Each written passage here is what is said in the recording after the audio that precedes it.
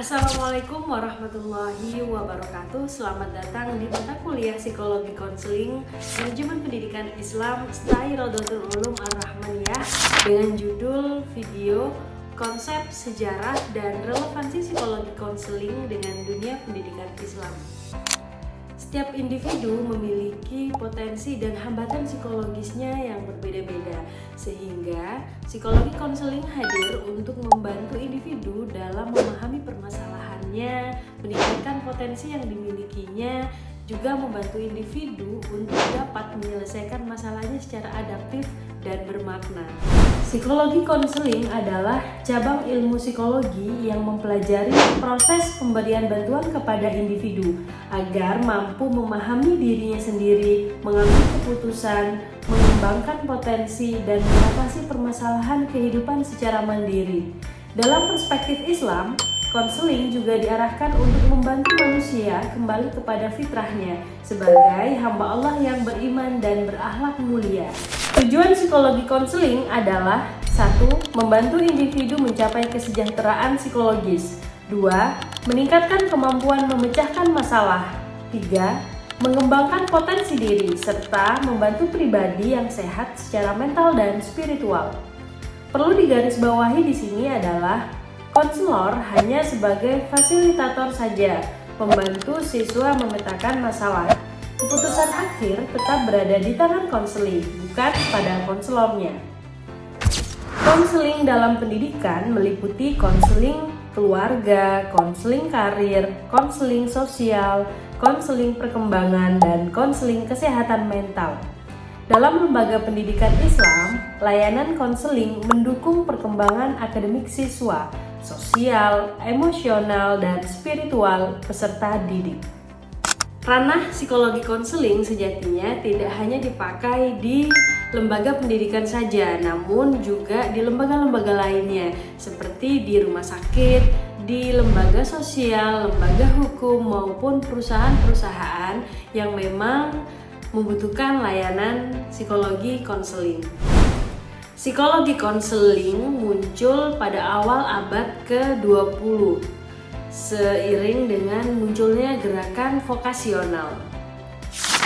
Tokoh seperti Frank Persson dikenal sebagai pelopor bimbingan karir, kemudian berkembang melalui pemikiran Carl Rogers, Albert Ellis, Aaron Beck, dan tokoh lainnya.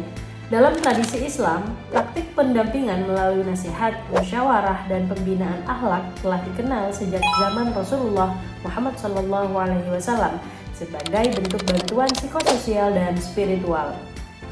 1879, psikologi menjadi disiplin ilmu yang berdiri sendiri. 1890 sampai 1910, teori psikoanalisa mengembangkan teori ketidaksadaran yang menjadi pendekatan awal untuk membantu memahami individu. Tahun 1940-an, Frank Persson membuka biro bimbingan psikologi konseling yang pertama yang menangani konseling karir dan pendidikan. 1942, Carl Rogers menerbitkan buku yang berjudul Counseling and Psychotherapy yang menekankan pada empati dan unconditional positive regard. Tahun 1950-an, psikologi konseling diakui sebagai profesi oleh American Psychological Association. 1960 sampai 1970, muncul pendekatan kognitif dan behavior dari Albert Bandura, Albert Ellis, dan Aaron Beck.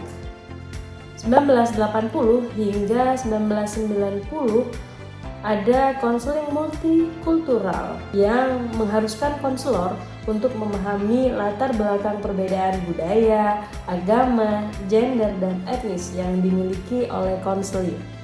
Tahun 2000-an, penggunaan intervensi yang efektif melalui berbagai penelitian dan integrasi teknologi layanan konseling. Tahun 2010 hingga saat ini fokus pada well-being, resilience, dan kesehatan mental masyarakat, dan juga berbagai bentuk dan media layanan konseling. Lalu, bagaimana relevansi psikologi konseling dengan dunia pendidikan Islam?